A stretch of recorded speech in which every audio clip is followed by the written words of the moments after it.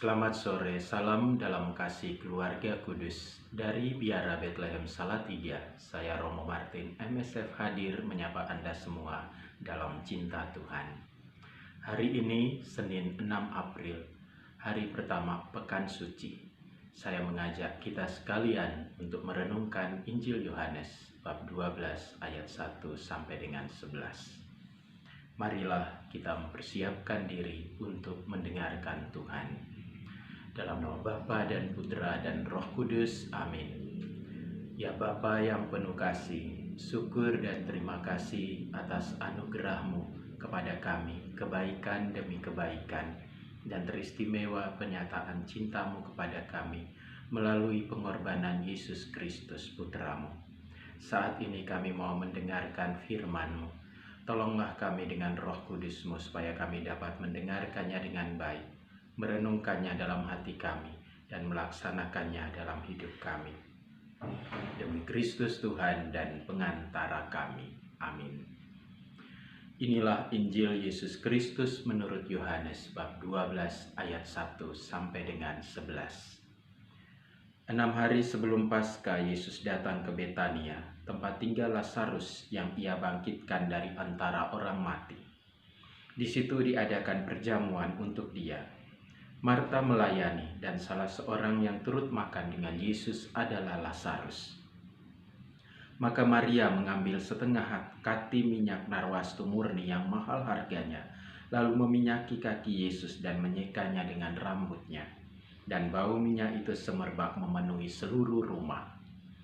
Tetapi Yudas Iskariot, seorang dari murid-murid Yesus yang akan segera menyerahkan dia, berkata, "Mengapa minyak narwastu ini tidak dijual 300 dinar dan uangnya diberikan kepada orang-orang miskin?" Hal itu dikatakannya bukan karena ia memerhatikan nasib orang-orang miskin, melainkan karena ia adalah seorang pencuri. Ia sering mengambil uang yang disimpan dalam kas yang dipegangnya.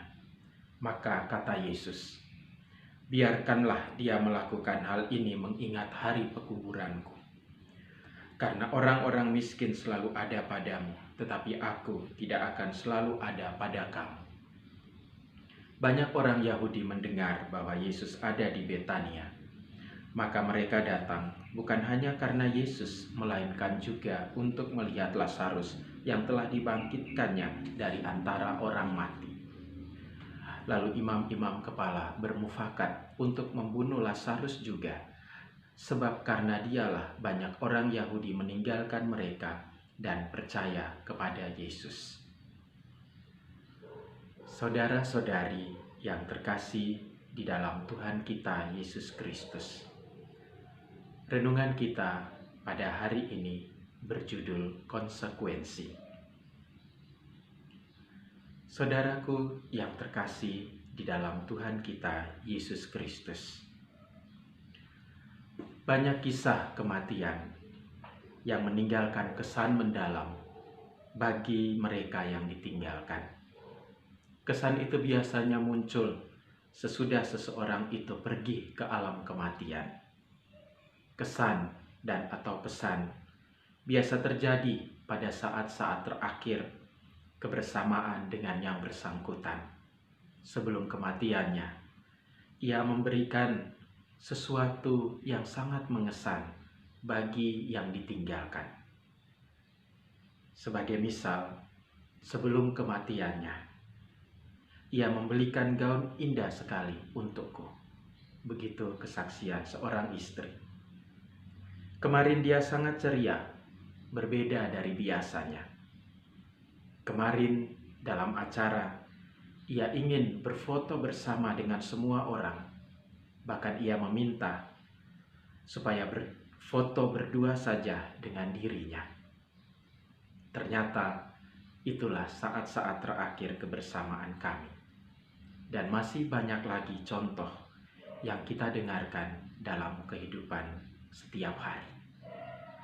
Semua kesan dan pesan itu baru dimengerti setelah seseorang itu meninggal dunia. Hal serupa juga, saudara-saudari yang dikasihi Tuhan, terjadi pada murid-murid Kristus Mereka baru mengerti akan semua perkataan, pengajaran, dan tindakan Yesus selama hidupnya. Setelah Yesus mengalami penderitaan, wafat, dan kebangkitan. Salah satu tanda yang diwariskan kepada kita oleh Yohanes Rasul dan penulis Injil adalah dalam Injilnya hari ini.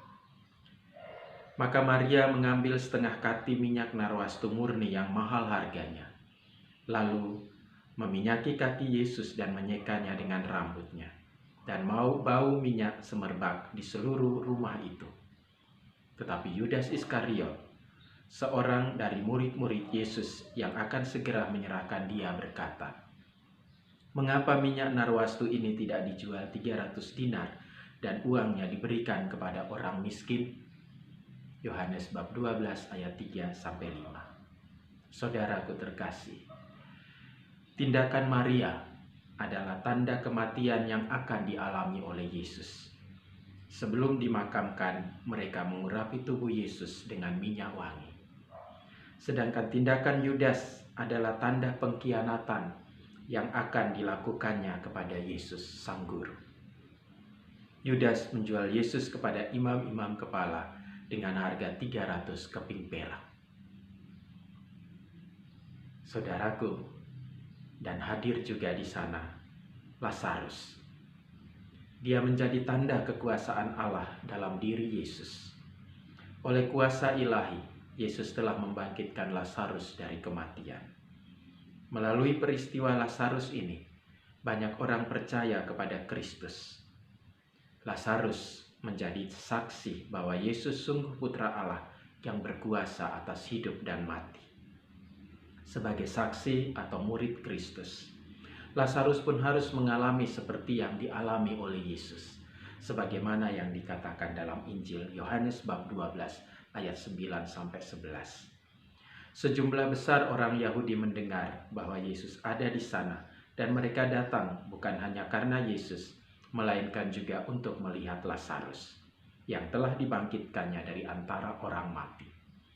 Lalu imam-imam kepala bermufakat untuk membunuh Lazarus juga, sebab karena dia banyak orang Yahudi meninggalkan mereka dan percaya kepada Yesus.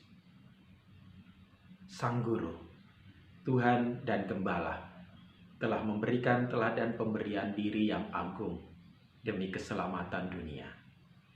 Apakah kita sebagai murid-muridnya juga siap memberi kesaksian cinta Kristus kepada dunia, sekalipun nyawa menjadi taruhan? Semoga darah kudusnya menguatkan kita semua.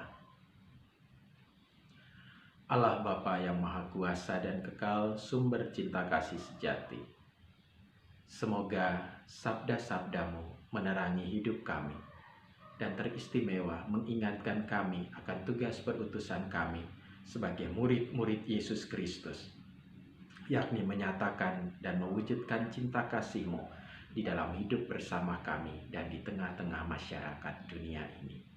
Demi Kristus Tuhan dan pengantara kami. Amin. Tuhan bersamamu dan bersama rohmu. Semoga Allah yang Maha Kuasa memberkati saudara, keluarga saudara, dan karya-karya saudara, Bapa dan Putra dan Roh Kudus. Amin.